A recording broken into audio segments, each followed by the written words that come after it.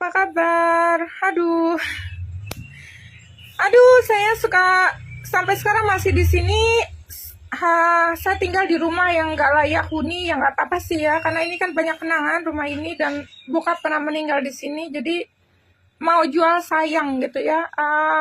Saya tuh orangnya nggak bisa rumah-rumah bekas suami saya juga saya mau hilangkan dulu gitu loh, dihilangkan dulu baru saya berani jual. Ini udah 20 tahunan lebih, kedua-duanya nggak bisa saya jual gitu loh.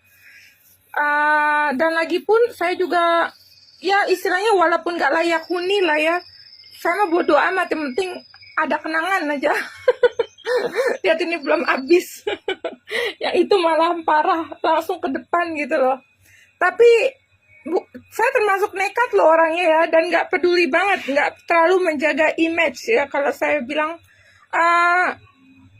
dalam keadaan begini asalkan bisa tidur dan bisa keliling-keliling, dan apalagi saya kan cuma 2 hari di Indonesia ya. Nah ini kebetulan aja saya tinggal agak lama karena kan ngurus kuburan dan segala macam yang saya nggak pernah kunjungi, ya kan? Gara-gara ya kejadian pandemik tahun-tahun lalu. Nah sekarang saya nih ya gimana sih, beresin sendiri loh. Mau kadang-kadang nyuruh orang juga nggak pada bener ya.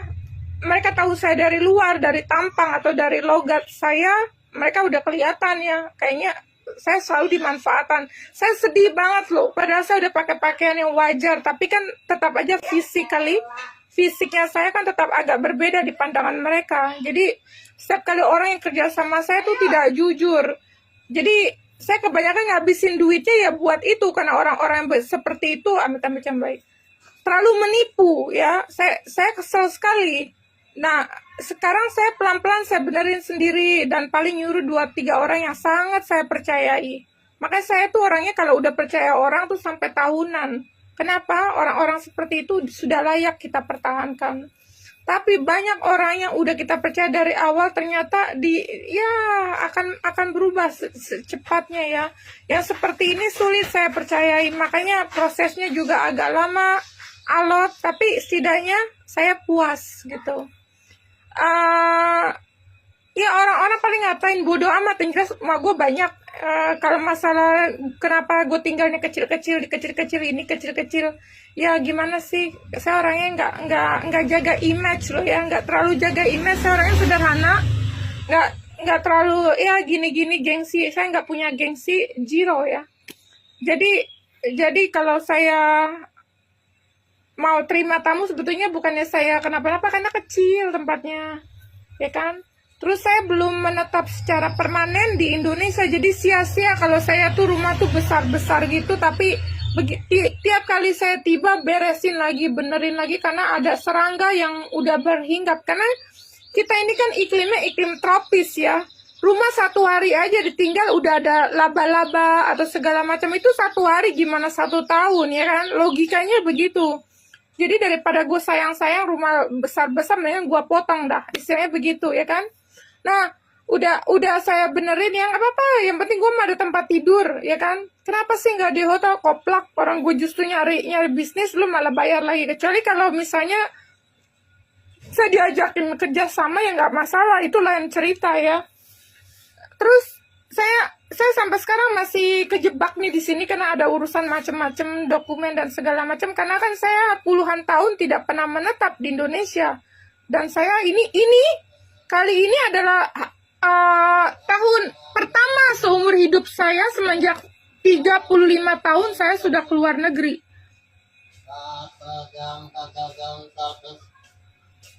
Sejak 35 tahun yang lalu saya tuh sudah menetap di luar negeri, pas lulusan SD aja, ya kan?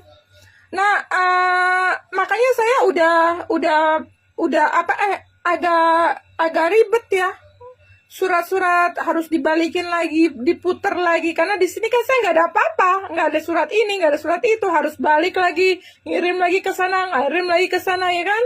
Segala semacam surat kelakuan baik itu semua dari sana, semua nggak ada di sini, karena saya nggak ada data di sini. Tidak pernah menetap di Indonesia. Waktu saya menetap di Indonesia itu kan masih bayi dan kecil ya, jadi di sini tidak terdaftar istilahnya. Jadi wajarlah kayak saya tuh makan waktu sangat lama. Dan ini kali tahun pertama seumur hidup saya selama 35 tahun, ya 35 tahun saya keluar negeri, ya menetap di luar negeri secara permanen.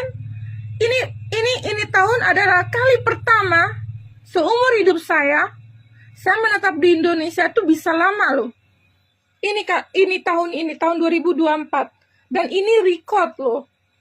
Yang waktu saya kecil jangan dihitung, tolong deh, baik jangan dihitung ya. Yang ini loh, pada saat usia saya dewasa ya, bukan kanak-kanak. Ini kali pertama seumur hidup saya bisa tinggal lama di Indonesia. Ini tahun lah. Dan ini sudah record loh ya. Saya sampai kiri kanan minta bantuan kiri kanan karena agak kikuk ya. Saya sudah lama nggak ngerti, lingkungan juga nampak asing. Bagi saya kenal mereka karena ingatan saya tuh sangat bagus. Tapi orang kan kurang paham sama saya kan. Dia kalau melihat saya sudah judging ya kan. Wah, ini orang luar, pasti begitu, jadi rame. Kalau saya jalan nih di tempat kontrakan saya, orang anggap saya artis atau nganggap saya bule, kesasar. Padahal mah kagak. Saya emang orang sini, orang dari Menteng ya, Jatinegara. Orang tua saya lahir di situ. Jadi saya masih ingat sekali di mana saya besar dulunya, di mana saya lahir. Tapi yang saya bingung, kalau saya jalan di arah sini, udah orang bisa menganggap saya asing. Padahal ini belum make up. Cuma krim anti soler ya. Ya udah nggak apa-apa. Terus kalau saya mau kemana-mana suka diduitinnya lebih mahal loh. Kayak kejam banget kan orang-orang sini, apalagi orang-orang kelurahan. Saya kesel banget. Kok begitu sih, orang kejam banget sama saya. Bahkan nggak tega-tegaan, ada aja saudara-saudara jauh lah ya istilahnya, yang kurang kenal sama saya, malah sayanya ditekan terus, tau nggak? Ya namanya juga di sini Indonesia ya, udah lama saya nggak pernah balik ke Indonesia, jadi begitu balik lagi agak terkejut ya kan. Dulu kan saya masa kecil-kecil aja saya di sini, dan sekarang saya balik lagi ke sini, jadi agak terkejut sayanya. Walaupun ingatan saya itu sangat baik ya, orang kan udah banyak yang meninggal di Indonesia tuh, orang teman-teman saya udah kebanyakan mati, udah wafat. Mereka kebanyakan meninggal, usia mereka ya pendek sekali. Saya juga nggak paham, mungkin cara kita hidup ya. Saya orangnya tanpa pantang, saya minum, saya malam segala macam. Aduh, orang-orang ngatain saya dengan segala hinaan, perempuan malam, minum segala macam, apapun. Tapi saya awet muda dan saya masih bertahan, masih hidup dan sehat, amin. Yang lainnya malahan enggak loh.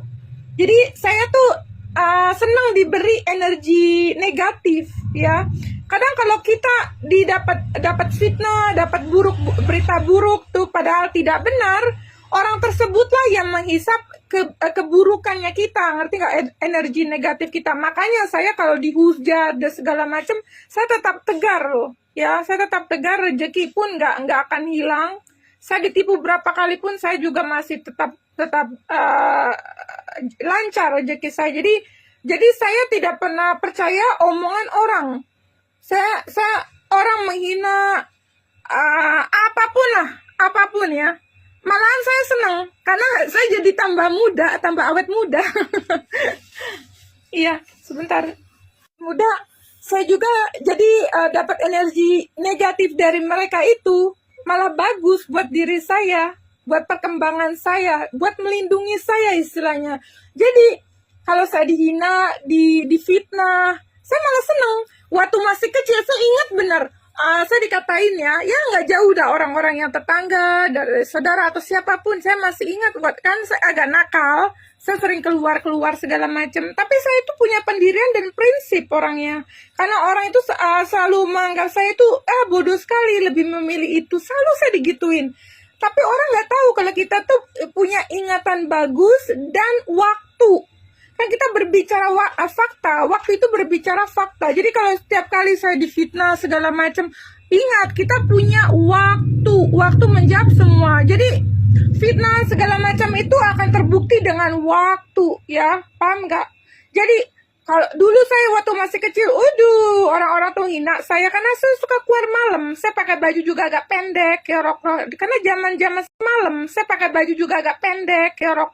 Karena zaman-zaman 90-an tuh kalau kita pakai rok itu pendek sekali, tau nggak? Sampai hampir kelihatan celana dalamnya.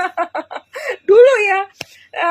Terus kalau kita mau kemana-mana ke mall segala macam tuh harus yang sangat cantik gitu loh. Saya ingat banget saya punya geng yang bagus-bagus orangnya, ya kan. Tapi saya orangnya pendiam sebetulnya, nggak terlalu nyerocos. Dan teman saya memang dari dulu kebanyakan cowok. Saya nggak tahu kenapa. Nggak tahu kenapa. Dan kebetulan semua suami saya sangat mendukung saya punya teman cowok ketimbang punya teman cewek. Walaupun ada sih teman cewek yang setia sama saya tuh ada yang karena saya orangnya setia ya. Berteman itu setia sekali. Jadi saya masih hubungin sampai sekarang, kita masih di jalan.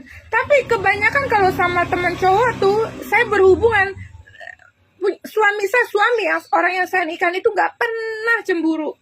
Yang cemburu malahan pacar gitulah, belum jadi apa sih suami atau belum tunangan tapi udah cemburunya ada. Justru suami saya lebih kenal saya, makanya saya nikahi. Kenapa? Dia malahan takut kalau saya punya banyak teman wanita ketimbang pria. Kalau pria dia bilang kita masih bisa diajak kompromi, tapi kalau udah wanita, apalagi kalau saya sampai kabur atau ngabur atau sembunyi, contoh lah saya bicara keburukannya, suami saya tuh udah ketakutan. Saya inget banget waktu saya pernah nginep di rumah teman wanita saya, dia malahan nginep di hotel berhadapan dengan rumah teman saya yang perempuan itu. Saya inget banget. Jadi suami saya tuh, ya manapun yang saya nikahin ya, nggak pernah ada yang percaya kalau saya tuh berteman dengan wanita, pasti dibuntutin deh. Tapi kalau sama pria, bodoh amatan dia. Bahkan dia enak-enakan di keluar negeri, santai gitu loh. Kamu keluar sama siapa? Sama di sini teman baru. Saya kenalin, saya fotoin, saya bikin video segala macam. Bahkan saya undang makan malam. Suami saya tuh nggak pernah cemburu. Dia cemburunya cuma sama perempuan. Iya, suami saya mana aja lu ya mau yang dikasih.